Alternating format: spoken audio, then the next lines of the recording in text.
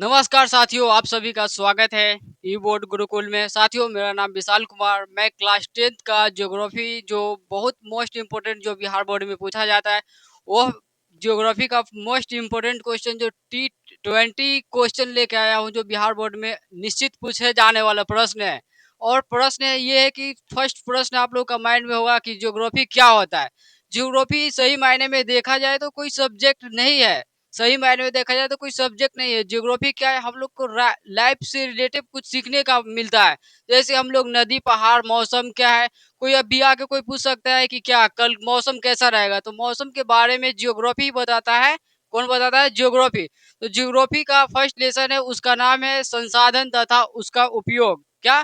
संसाधन तथा उनका उपयोग। इसी से आज 20 क्वेश्चन देखेंगे। चलिए फर्स्ट प्रश्न की तरफ चलते हैं। पहला प्रश्न है, सीमेंट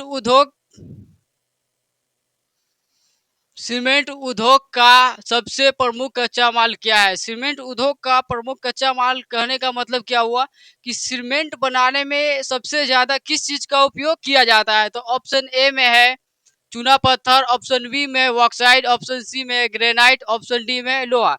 तो सीमेंट बनाने में अत्यधिक जो उपयोग किया जाता है चूना पत्थर का। इसमें पूछा जाता है, कई बार पूछा जाता है कि चूना पत्थर का रासायनिक सूत्र क्या होता है।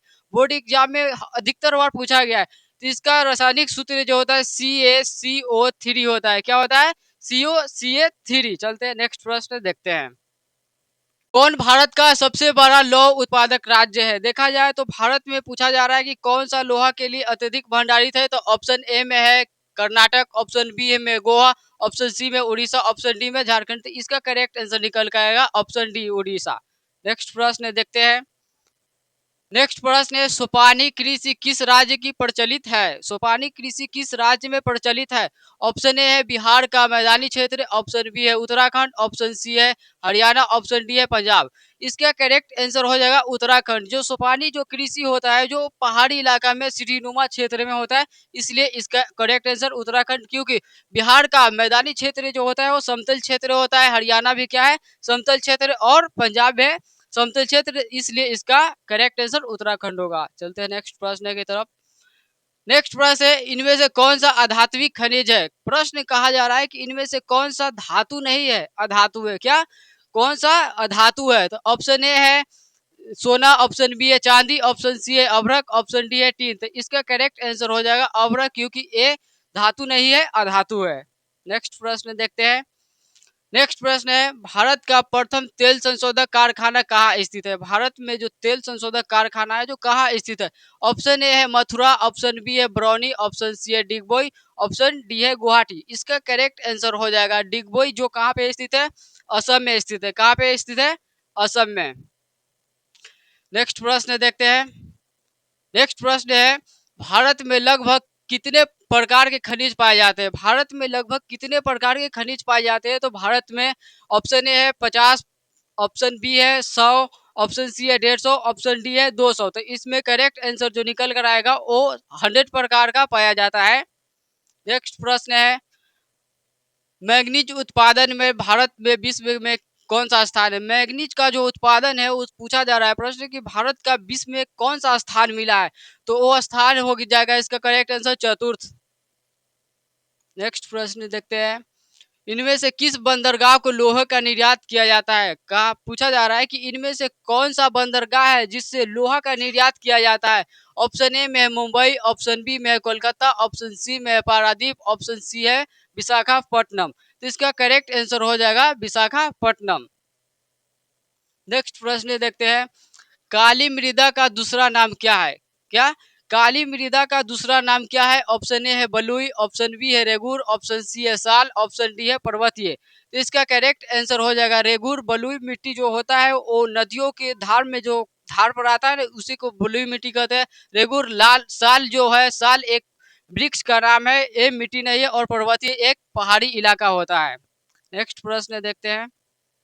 नेक्स्ट प्रश्न है, प्लास्टर ऑफ पेरिस किससे बनाया जाता है? प्लास्टर ऑफ पेरिस किससे बनाया जाता है? ऑप्शन है डालोमाइट से, जिप्सन से, प्लेनेटियम से, काइनाइट से। तो इसका आंसर सही सही हो जाएगा बी, ऑप्शन बी जिप्सन से। नेक्स्ट प्रश्न देखते हैं। नेक्स्ट प्रश्न है, भारत में तांबा का कुल भंडारित कितना है? भारत में जो तांबा का कुल भंडारित कितना है? ऑप्शन ए है 100 करोड़ टन, ऑप्शन बी है 125 करोड़ टन, ऑप्शन सी है 100 150 करोड़ टन, ऑप्शन डी है 175 करोड़ टन। तो इसका करेक्ट आंसर हो जाएगा 125 करोड़ टन।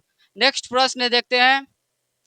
नेक्स्ट प्रश्न है, मेढक के प्रजनन को नष्ट करने वाला रसायन कौन सा है? मेढक को प्रजनन का मतलब क्या होता है? प्रजनन को जो आगे संतान जो उत्पन्न होता है ना, उसको रुकावट लगाता है।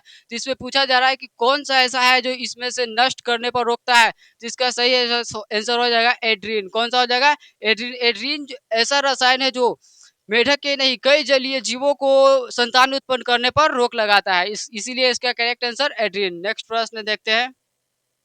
नेक्स्ट प्रश्न है, बिजली के बल्ब में फिलामेंट बनाने का किसका उपयोग किया जाता है? बिजली का जो बल्ब में फिलामेंट होता है उसको बनाने के लिए किस चीज का उपयोग किया जाता है? तो ऑप्शन ए है टंगस्टन, ऑप्शन बी है तांबा, ऑप्शन सी है कोबाल्ट, ऑप्शन डी है जास्ता।